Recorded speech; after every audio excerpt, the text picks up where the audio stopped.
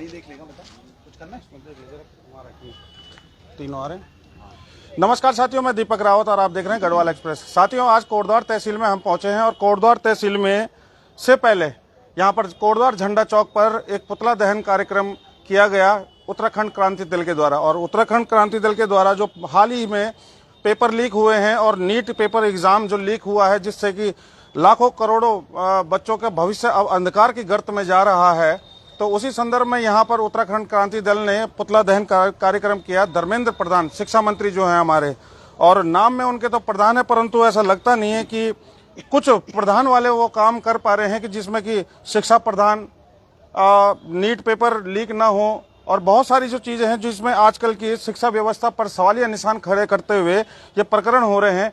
जैसे कि आपने सीजेपी का आंदोलन भी देखा होगा, कल परसों की डेट में दिल्ली में जो जन सैलाब उमड़ा था वहां पर, वो सब इसी से आहत थे।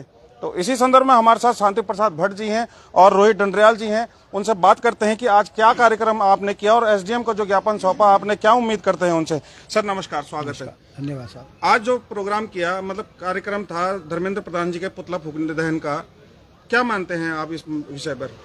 देखिए, आज उत्तराखंड के कोटद्वार क्षेत्र में जो महानगर है, यहाँ जिला अध्यक्ष मुकेश बर्थवाल जी के नेतृत्व में हमारा एक कार्यक्रम था पुतला दहन का और ज्ञापन देना एसडीएम के मार्फत राष्ट्रपति को। हमारी मांग है कि भारतीय जनता पार्टी की सरकार घोटालों में, भ्रष्टाचार में, दुराचार में फंसती हुई आ रही है। अभी ताजा प्रकरण नीट का पेपर लीक होता है, उसमें तमाम बच्चों के भविष्य के ऊपर जो सवालिया निशान खड़े हुए हैं, उसको लेकर हम ये कह रहे हैं कि शिक्षा मंत्री जो हैं धर्मेंद्र प्रधान जी, आप इस्तीफा दो। भारतीय जनता पार्टी उन्हें बचाने पे लगी है। मूल बात यह है कि घोटालेबाज भाजपा, उनके मंत्री, यही कारण है कि लोकतंत्र में एक ऐसा दौर आ चुका है कि मंत्री इस्तीफा नहीं दे रहे हैं, नौजवान बच्चे सड़कों पर आंदोलन कर रहे हैं, आत्महत्याएं कर रहे हैं, कह रहे हैं कि ऐसी जुल्मी सरकार है, हमारा जीवन बर्बाद इन्होंने कर दिया।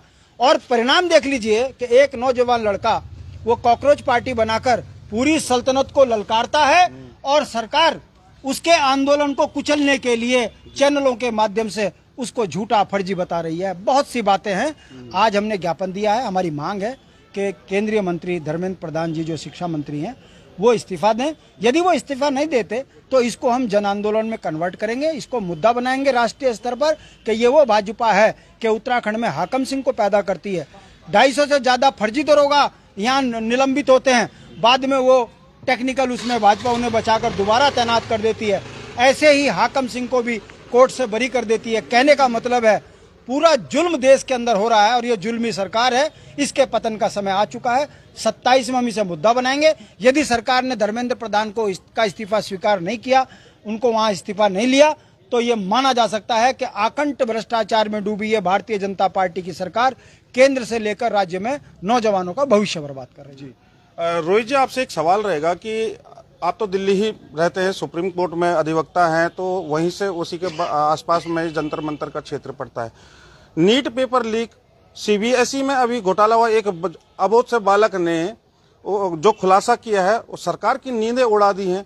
बेरोजगार यहाँ धरने पर हैं और जितने भी पेपर होते हैं, चाहे जीडी भर्ती ले लीजिए, पुलिस भर्ती ले लीजिए, चाहे वो आपका नीट का एग्जाम हो या और एग्जाम हो, उत्तराखंड में भी होते हैं, सारे के सारे जब लीक होते हैं, लीक पे लीक होते हैं। और हाकम सिंह उस समय पर जब आंदोलन होते हैं तो उस समय अंदर जाता है, परंतु जैसे ही आंदोलन पर एक अग्रिम कार्रवाई करने के लिए आदेशित किया जाता है तो उसके बाद उसको फिर क्लीन चिट मिल जाती है, फिर बाहर आ जाता है और फिर से पेपर लीक हो जाता है। क्या मानते हैं इस पर?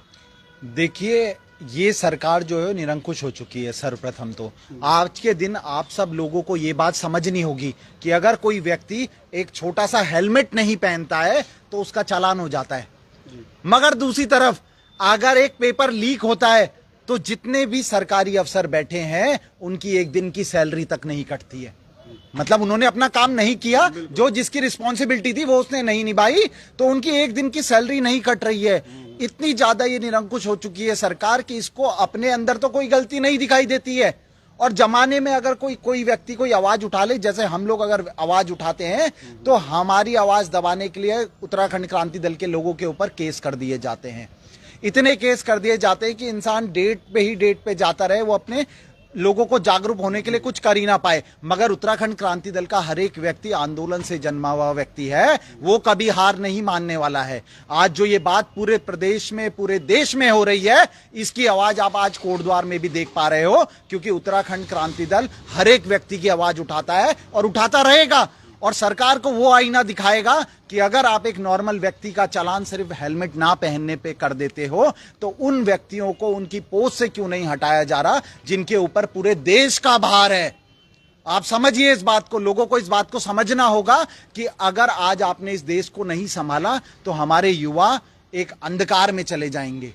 क्योंकि जो मिलजुल के जो बच्चों के पास जो समय होता है वो सिर्फ 5 साल का होता है, जिसमें वो अपने भविष्य को बना सकते हैं, क्योंकि 5 साल के बाद उनके ऊपर घर की रिस्पॉन्सिबिलिटी भी आती है।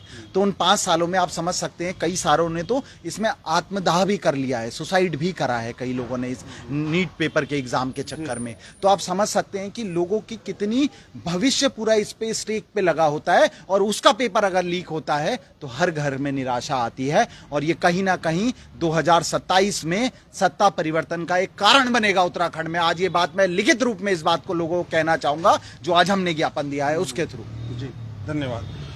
तो ये थे हमारे साथ में उत्तराखंड क्रांति दल से रोहित डंडरियाल जी और शांति प्रसाद भट्ट जी।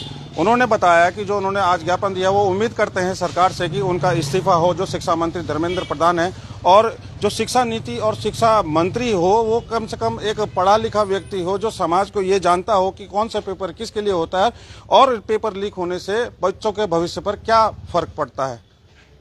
धन्यवाद।